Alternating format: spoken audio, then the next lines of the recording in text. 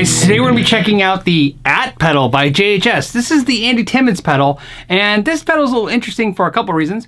First of all, you guys picked it. So if you remember on a live show, I said, hey, you can pick any pedal within about $250. I'll buy it, review it, and check it out. So we were thinking what? I think we were decided the Angry Charlie or the Paisley. Timmons, Paisley. Oh man, it changed once the Timmons got put in there. Timmons. I think it's Timmons, guys, right? Timmons. We did the Timmons. So thank you for your order. It was a close call between the Paisley drive and this is what won. A couple things that interesting to point out right off the bat that I didn't know. When I bought it, when I was clicking it, you guys were live, and I was clicking it, and I bought it. And I didn't realize there's two versions of this on Sweetwater. This is the Sweetwater version, which comes in a matte black with red knobs. At first, I was kind of like, oh, I don't think I like this as much as the red version. But to be honest, now it kind of sticks out. It's a little different. It's kind of cool. So I dig it. So there's just a couple controls on this pedal that make it pretty easy to operate. There's a volume and drive, which is your gain and volume. And then there's an EQ and an air knob. And that's a little different because, you don't know what air is. But it's basically high-pass filters. The air one is more fixated on the higher frequencies, and the EQ is more fixated on the mid-range frequencies. I'm going to say the best way to explain it for me, my purpose, is generic EQ. In other words, tone knobs that do extreme ranges. So you can dial in a nice tone with these two controls. Would I like to see a 3-band EQ? Probably, but I don't know. It's one of those things you don't know. To how much does it change the sound of the pedal? Although I do prefer this, I think maybe a 3-band EQ would have made it better, but I'm not sure. Then you got a 3-way switch, and it's not labeled, so you gotta look it up on the manual. In the middle position, it's the equivalent of like a 100-watt amp, and then downwards like a 50-watt amp, and then upwards is a 25-watt amp. Other than that, it's pretty straightforward. $220, and let's get into the way it sounds.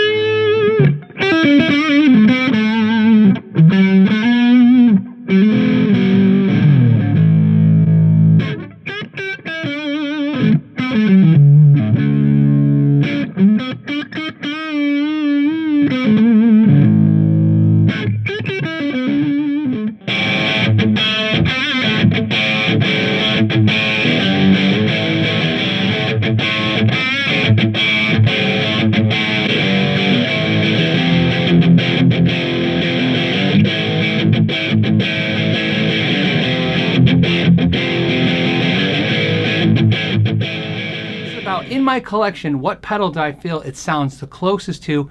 It was the BEOD of all my pedals. But the last thing I want to mention is, what pedal in my collection do I think sounds as close to it that's inexpensive? And it was the More Cruncher pedal. And we'll do a sound sample of that. I'm not going to do the other ones, but I will do that. I want to show you what pedal do I think sounds like this pedal at a fraction of the price. And it's in my collection, it's the Cruncher. So we'll do a quick A/B right now of these two pedals.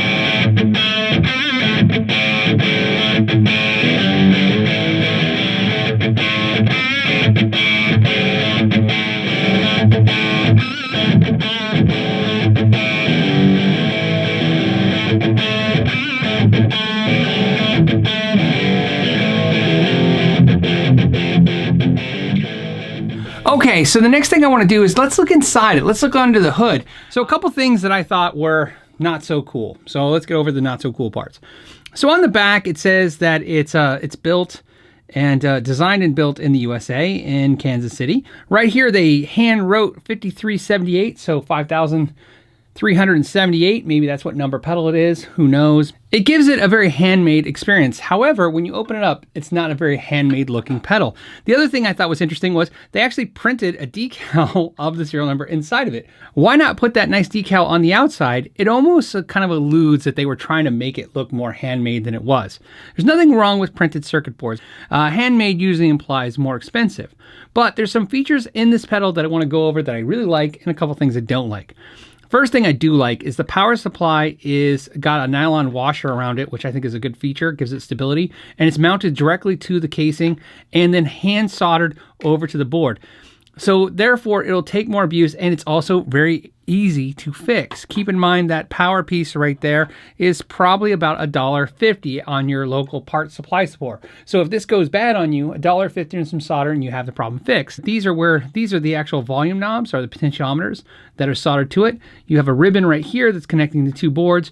Very cheap input and output jacks. It'd be nice if they went with like maybe let's say Switchcraft or something nicer. These are very inexpensive jacks. $1.50 a piece, something like that. There's nothing really underneath the board on the other side. So everything is kind of mounted this way, very slick. Very unexciting as a whole of what's inside of it. So parts-wise, there's nothing to validate the cost of this $230 pedal. Now, does that mean we're going to jump down their throat? No, because ultimately we didn't buy this pedal because we were hoping to look inside of it and see some expensive parts. We were paying that price because we want a good quality pedal that sounds great. It's built well. These aren't my favorite, but the fact that the boards are separate, if you were to crack this is an easy board to replace. This will, to solder in and replace. Not as easy, let's say, Switchcraft parts, but that's okay. Overall, inexpensive to build pedals in the first place. I mean, this casing's probably about $7. A couple of these components are $1.25. I think the most expensive part I see in this entire thing besides the casing is this switch, which is about $4. So again, we know we're not paying for parts when we buy pedals. That's a wrong road. If you go down mentally, you'll just upset yourself. It's kind of like when you go to breakfast and you start thinking about how much eggs and bacon cost when you pay $12 for a breakfast. So don't go down that road. Let's just care about the important part, which is it quality and does it sound good? I think honestly though, this pedal should be $130, $150 tops. That's the only thing I'm dinging it for. $220, I would like to see some more expensive components in there because even though it sounds good, I bet you it'd sound better with some better parts. I'm more interested now of trying that Boss pedal because looking at these parts, these are about the same quality components you'd find in a Boss pedal. So it's not like you're going to go down a lot in quality going to Boss. It looks like they were put together the same way. So there you have it. My review of the JHS At pedal, which is the Andy Timmons pedal, as brought to me by you guys. Thank you again. We really lucked out with this one. I was really excited. I plan to do that a little more often. Let you guys pick something like a pedal or an amp or a guitar, something that's within a price range. Let you pick it. See if I end up liking it. In this case, not only do I like it, I will be using it on my pedal board. Even within the negatives I said about it, the most important thing about, I guess, any kind of review is there are some negatives, there are some positives, but overall, what was the general feeling I got from it? And I got that the positives were better than the negatives. So for me, I ended up liking this pedal a lot. I'm going to keep it in my collection, not only because I want to collect it, but I actually plan to use it as one of my main overdrives for a while for this kind of gain setting. Well, if you enjoyed this video, don't forget you can like, share, and subscribe. And if you want to support an independent channel, you can buy t-shirts or become a Patreon member. And if you're interested in any of the equipment I use in this video, it's at the end credits. And until next time, know your gear.